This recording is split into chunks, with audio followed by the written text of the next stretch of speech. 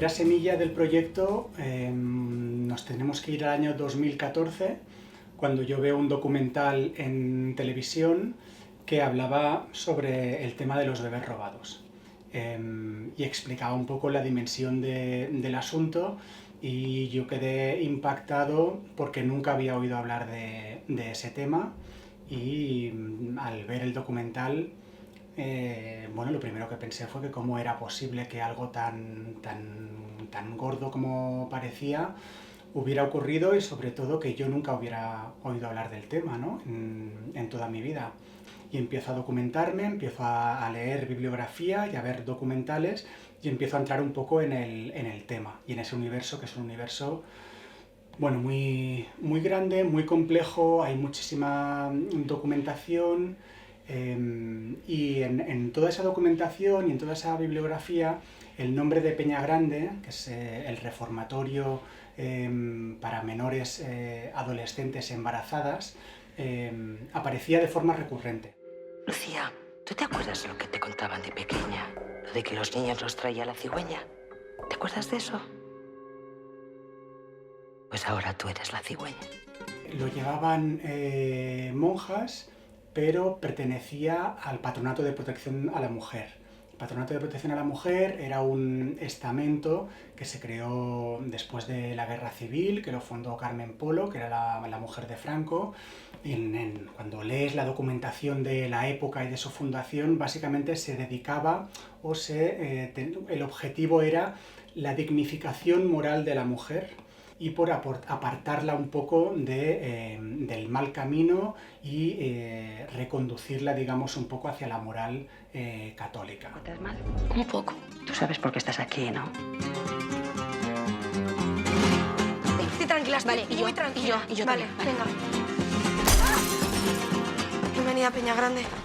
Dentro de este objetivo se incluían muchísimas cosas, desde el encarcelamiento de mujeres en centros hasta muchísimas prácticas que tienen que ver con el control de las mujeres y coartarlas de su libertad y de su pensamiento ideológico. Y es eso, conoces a una persona que luego te lleva a otra persona, que luego te lleva a otra persona, y vas tejiendo un poquito una red de entrevistas y de contactos. Las asociaciones de bebés robados también tienen una parte importante en esto.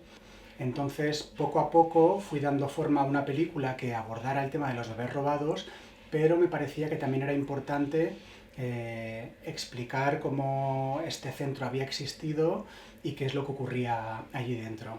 El tema de las menores embarazadas, que están en un centro específico para ellas, como todo el tema de los bebés robados, que la película sugiere un poco de fondo.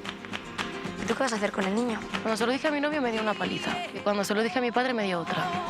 Eso es lo que voy a hacer con el niño. Y a mí me parecía muy revelador situar la película en el año 82, y la película empieza el día en el que Felipe González, el Partido Socialista, gana por primera vez las elecciones democráticas en España, porque era una manera de explicar que mientras el país se abría a un nuevo tiempo, a un nuevo cambio, a un aperturismo a todos los niveles, el país cambiaba y se empezaba a dejar atrás la sombra del franquismo, seguían habiendo restos de esa dictadura en los que aún no era tan fácil abandonarlos o dejar atrás. ¿Es policía o algo? Tengo pinta policía.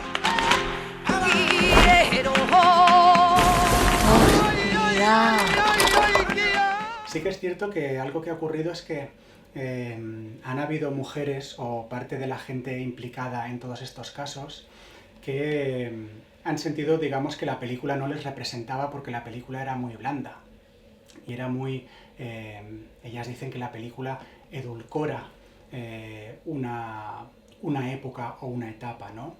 Y esto también tiene que ver con la percepción que tienen ellas mismas de lo que ocurrió, y quizás con no entender o no estar de acuerdo con que la película tampoco, digamos, pretendía hacer ensañarse con ese dolor.